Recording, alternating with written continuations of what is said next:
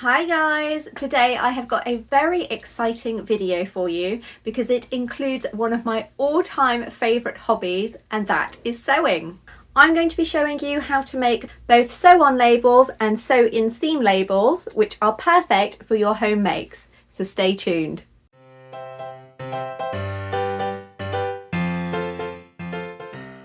The first thing that you are going to need is this specialist transfer paper.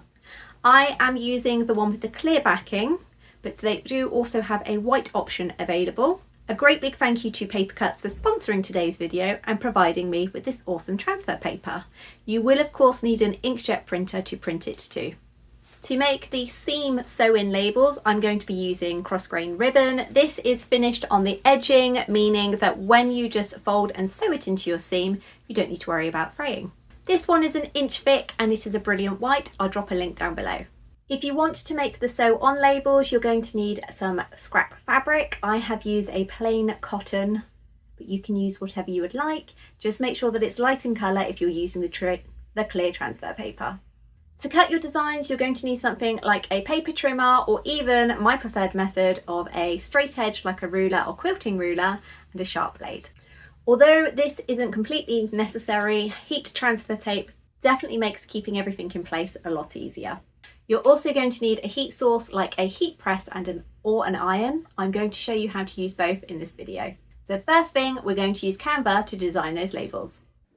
We're going to start by creating a document that is 2.5 by 10 centimeters wide in Canva. This will be the size of the unfolded label. I've then created a rectangle that measures 2.5 by 5 centimeters, which is the size of one side of the label. I've had a look at the Canva elements and I really like the idea of using this floral wreath as a mock logo.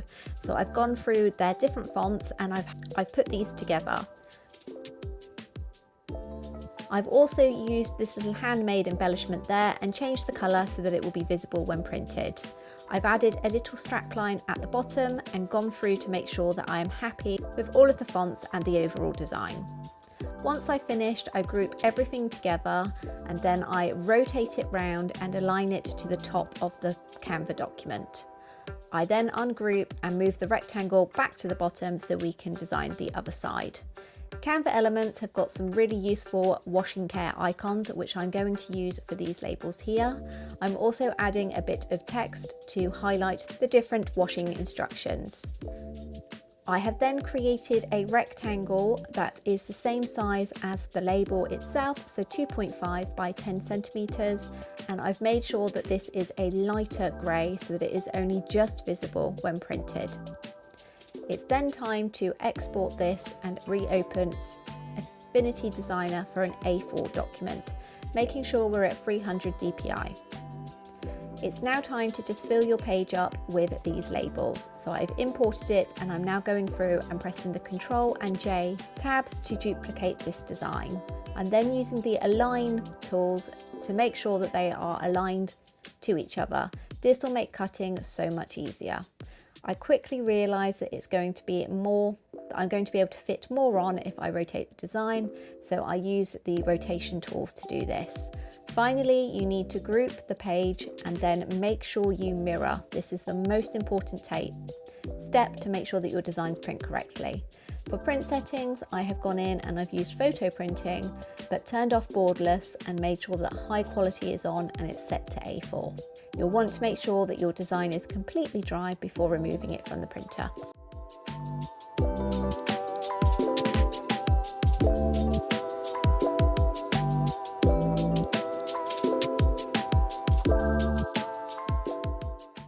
Now that the ink is completely dry, you can just about see here there are very faint lines that we've used to mark out the individual labels. So we now need to cut them, and I'm going to use a combination of a ruler or scalpel or a paper trimmer, just so you can use whatever you have at home.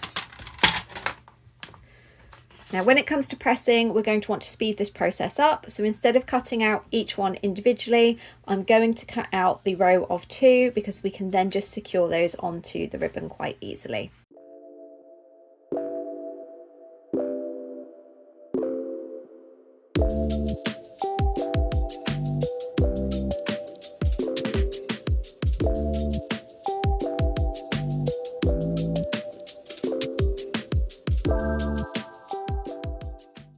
that we've trimmed these down, there's no sign of the original border other than on here, which we will actually use for cutting these once they're on the label. So the next step is to get your ribbon ready. Technically these will transfer onto any colour, but I would strongly suggest using a lighter one such as a white or even a pastel blue or pink. However, be aware that if you're using anything other than white, then it will distort the colours, as similar to sublimation, this needs the white backing to give a true representation of the colours. So I'm going to show you how to apply these with an iron, as most, if not all, sewists own one. So first things first, we are going to check the temperature of our iron. The instructions say that this needs to be at maximum power.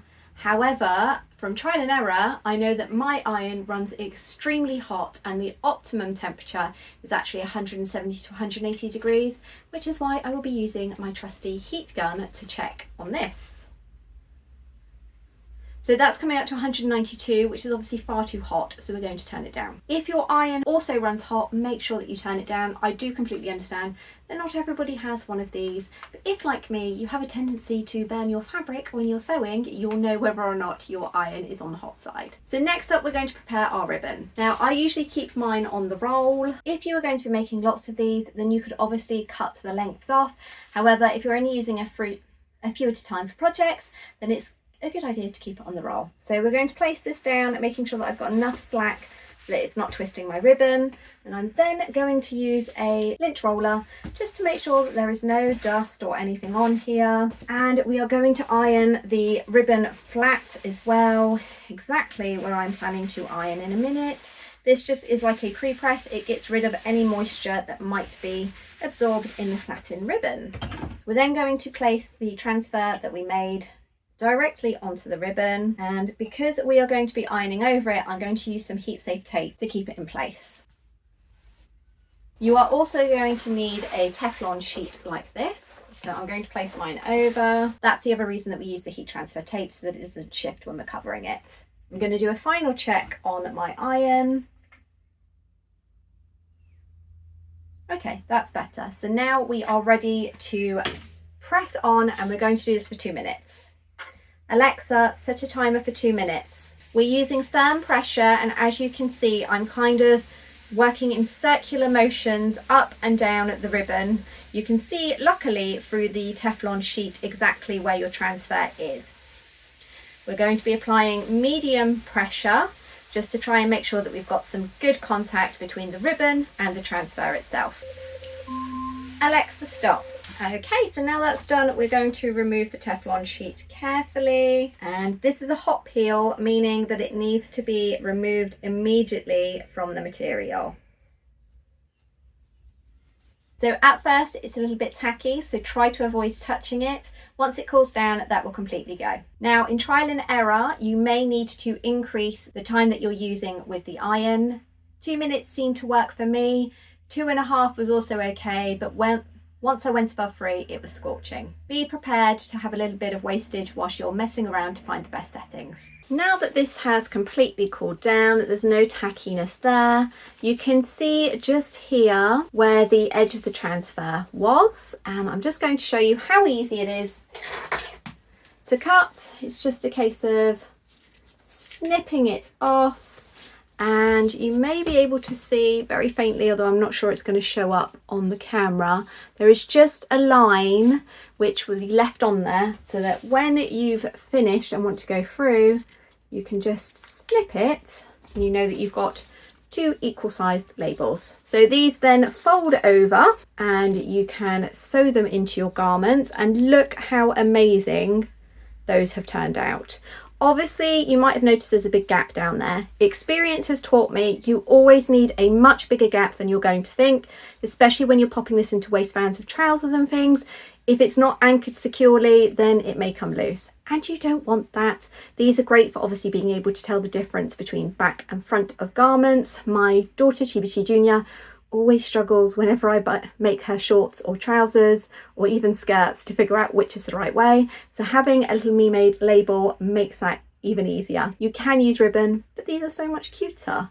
So there we go. We've got the logo that has turned out really cute. And on the back, you've got care instructions as well. So this is really going to elevate your handmade seamstress game. But what if you don't want to use ribbon? Well, you can actually use a similar process to make these on cotton. I'm going to show you how, and this time we're going to use the heat press. I have got some cotton fabric from my stash. As you can see, it's very creased, so we're going to start by ironing it, and then we're going to hop over to Canva to create some labels.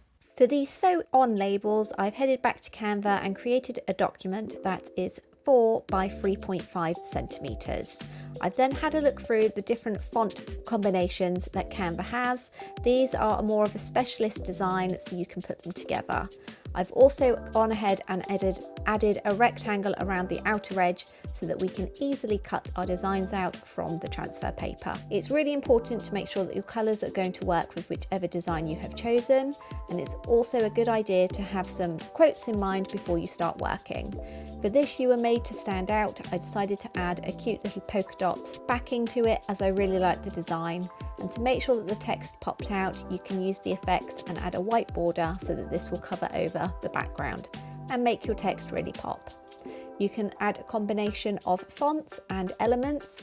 Canva has got so many different designs on both the free and pro version. It's really great to have a look through and see what you can come up with. Once I finished this, I've gone back over to Affinity Designer and created another A4 document for 300 dpi and imported all of these designs. Again, we're going to fill up the whole page with these, making sure that they are touching each other so that we can easily cut them out. The easiest way to do this is using the alignment tools at the top.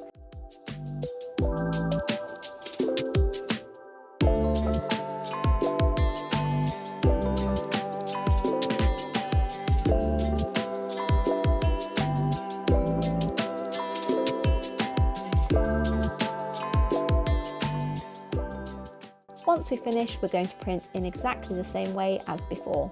Photo, high quality, borderless off.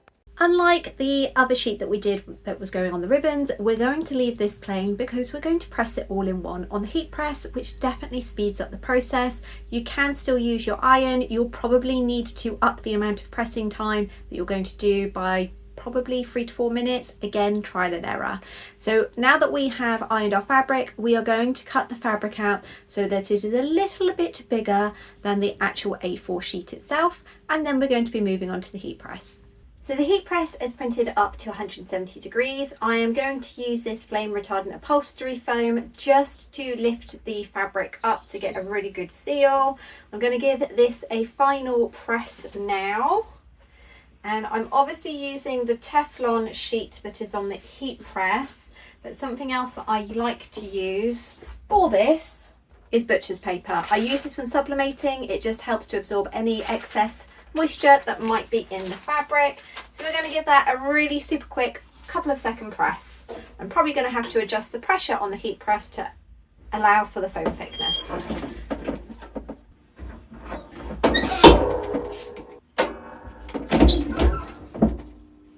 Okay, so I have made sure that this is all pressed lovely. Now, before we press, you need to make sure 100% that you have mirrored your images. If you haven't and you press them like this, guess who forgot to mirror, then your labels will print upside down. Because this goes on top, it needs to be mirrored so it's facing the right way when it's peeled off. So I'm going to grab my correct sheet and we're going to press it at 170 degrees for 60 seconds.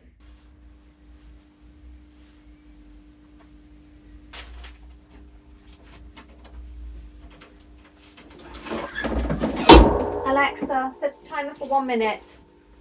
1 minute. Starting now. Alexa, stop. Okay, so this is a hot peel, meaning we have to very carefully peel it while it's still warm.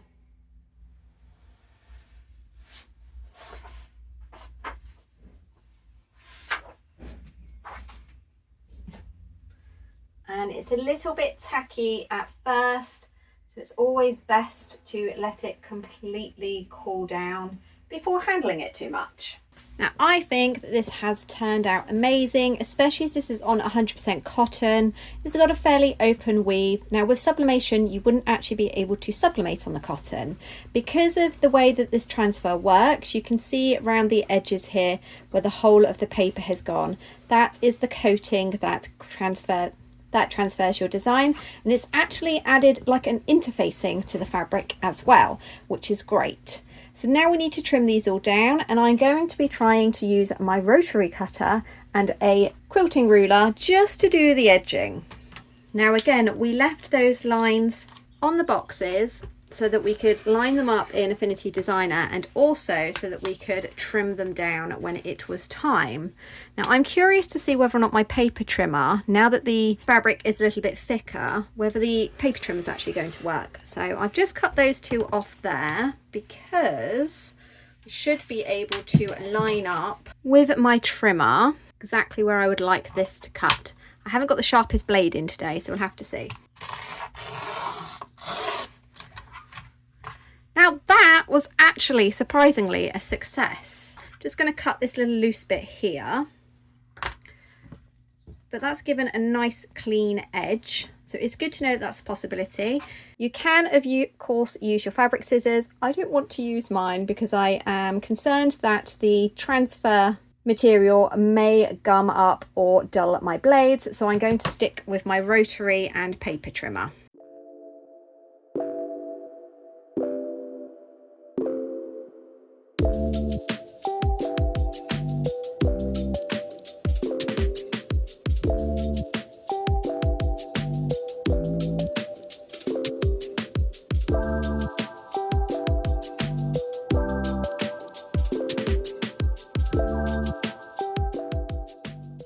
I am in love with how these have turned out. Just getting that to focus. So how cute is that? Obviously these ones are made to sew in, so you would go around the edge, but you can literally put anything you want on them. These ones would be perfect when Chibi Jr. tells me at last minute that she needs something for school or a party, or something that she would like to have within the next couple of days.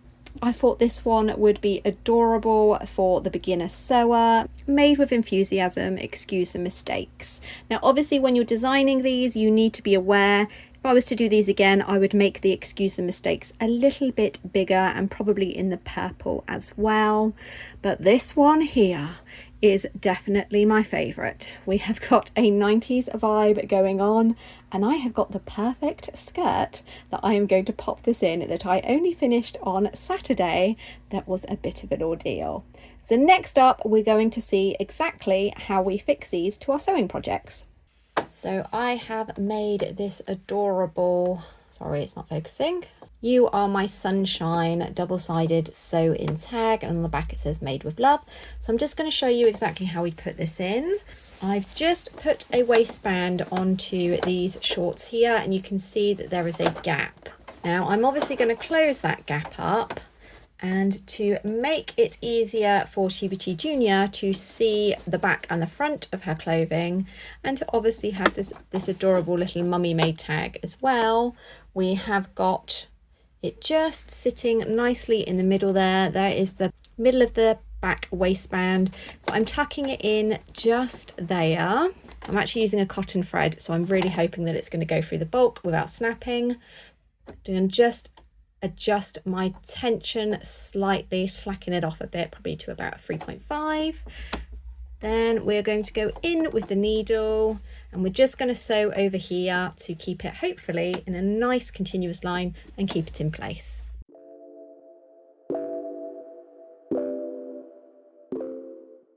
Miracle of miracles, it's gone through fine with that slight adjustment there.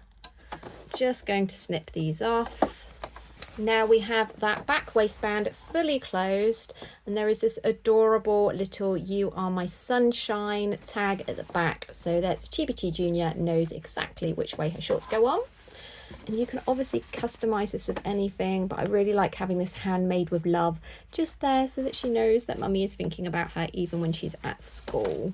So I really love how the colourful background here has gone on. The print has transferred really well. And this is what I meant about leaving enough space at the bottom to make sure you can slide that design in. For the sew in labels like this, I have changed to my blind stitch foot just because it is going to give me a nice edge to guide around the label itself.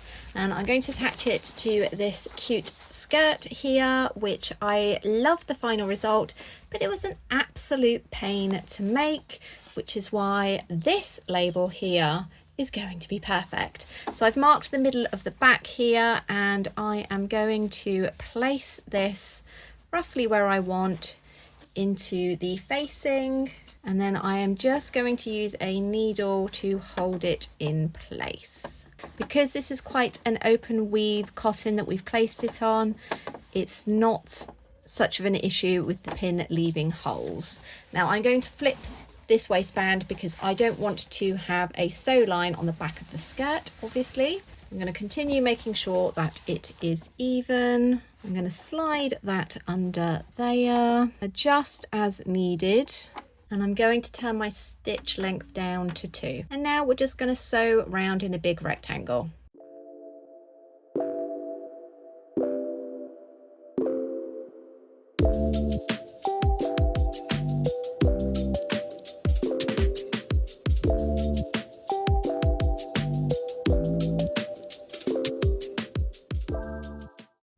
So I flipped the facing back into the right side, and is this the neatest top stitching ever? Absolutely not. Would it have looked better if I'd gone with white? Yes, probably. But look how cool that looks there. Obviously there may be some fraying around the edges of this cotton here, but with the stitching it should hold in place perfectly. And obviously, as all sewists know, the fraying will only go to there. So I think this is a really cute way to personalise your garment making. You could also use it for handmade gifts too. I am absolutely in love with how this has turned out. I think it's great that you can personalise them and you can make them exactly as you would like. Being able to customise my sewing for my own personal style is something that I love to do anyway. It's a big part of the reason that I sew, and being able to add additional touches like this is perfect. So some quick design tips for you if you are going to make your own sew-in labels. First of all, I would definitely recommend using darker colours because once they're pressed, they have a habit of turning out a little bit lighter.